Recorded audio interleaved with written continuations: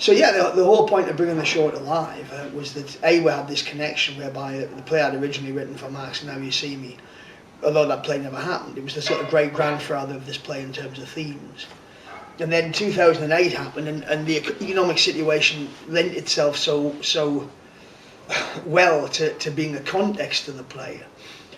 And I quote in the program, I think, and certainly in the front of the script, a line a trader said to me in a wine bar in the city about money being a notional concept. It's only you have to have faith in the notion. If you haven't got any faith in it, the whole notion falls apart. And that's what had happened economically. And it struck me that because this was a play again about faith of various sorts, that melded together quite well. Then Peter Wilson, the London producer, came on board, and when he said, where are you interested in doing this? And we had Steve by that point. I said, well, for me, there's nowhere better than live, because Max had read the script early on and given invaluable advice on it, but also because there is no company in the country got as much experience in producing new work as live. So that was the kind of, you know, the tag. If we can get that, we can get the expertise and the passion of this company behind it as well, then we're quids in. Well, when I start, as I say, I've known each other, and we've known each other as mates for years, and we've worked together a lot. He directed a film of mine for the BBC about 3 years ago called Lightning Kid, which I wrote and I was in, so he was directing me. And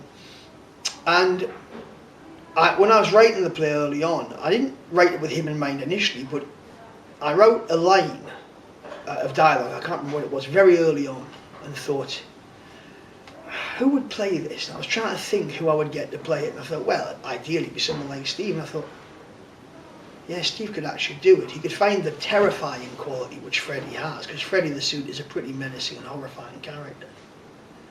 He could find that, and I've seen him do, as it were. So people think of Steve as you know, from TV, as a kind of an actor who only does that sort of stuff. But I saw him do Revenger's Tragedy at Manchester, and I've known him and seen him long enough doing other work to know he could also be terrifying. And when I thought, oh, he could do the terror and the comedy, then once I'd heard his voice in my head doing one of the lines, then it just became his voice the whole time. So I started writing for him. And then I rang him up and I said, look, I've got this play now, I want you to read it. And I was quite nervous, actually, because although we're mates and we've worked together a lot, I really respect his judgment. And I thought, if he doesn't like this play, I'll be really upset. You know, I'll be quite worried. So I sent it off, and he didn't phone very often. He prefers to text, but the phone rang and it was him. And I thought, oh dear, he's written it. And he just went, well, you've written a very funny play. And I thought, he's on. And I mean, it's you know, I say it myself. I know I wrote it, but I know as an actor that all the parts are good. But I knew that Steve could bring something very specific to Freddie. So it's a great thrill that he's doing it.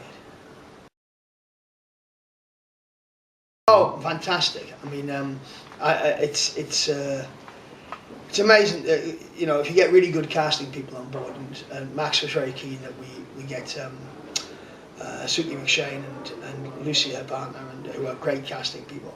And Jonathan Moore, our wonderful director, said, "Don't worry, we'll find the right people." I was unable to attend the casting process due to the fact I was playing Dame at Lyric Hammersmith, so. It was during the time I was actually on stage, and although we did talk about having the auditions at the theatre and me running into them dressed as, you know, a cake or whatever, we thought it would be a bit embarrassing for the actors, so I kept appearing in various different wigs. So I didn't actually get a chance to sit in. So I don't know Paul or Chris particularly well, but I've seen them for a couple of days and they're terrific and magical. And Laura Norton I've known for years, so I was thrilled to get her on board. No, I'm really very happy with the casting. I think that it's really getting the ages right and getting the right people was a struggle, but we've got the 4 people we want. You know, you've got the 4 you want. You kind of go, that's the dream team, right? Johnny's terrific. Johnny, I met when he was doing Revenger's Tragedy with Steve. I went across to see it in Manchester at Manchester Royal Exchange. Really enjoyed the show. Thought there was some fabulous and fantastic work in it. And then Steve rang me up and said, come across and watch this football match. And I'm not really a football fan. And I went across, but I mean, I was in, I know I'll go across, but I don't follow a team or anything. And it was Chelsea versus Man City, I think. And Johnny is a fanatical Chelsea supporter, and they lost on penalties at the end of the game, and he was so heartbroken. He was just desolate on this stool. But we got talking, and I really got on with him. I thought he was a great bloke and fantastic. And we did a little reading of the play in London, and he came to see it. And he said, "I'd like to direct this. I'd love to." And so he came on board, and it's just been a joy. I mean, we get on very well, and he's become a mate, and you know. So now I'm so happy now it's untrue. I mean, it's the company I wanted it to be. It's with the cast I wanted. It's the right director, it's the right designer, it's the right producers. It's all happening, okay. And I'm very, very thrilled. It's a play which is unlike anything I've written before. It's very funny, I hope, very dark. It's very it's quite serious in terms of its themes, but it has a real dark comic side to it as well. It's quite chilling at times, but I really hope that they'll laugh a lot, but they'll also jump out their skin a few times and perhaps think a lot.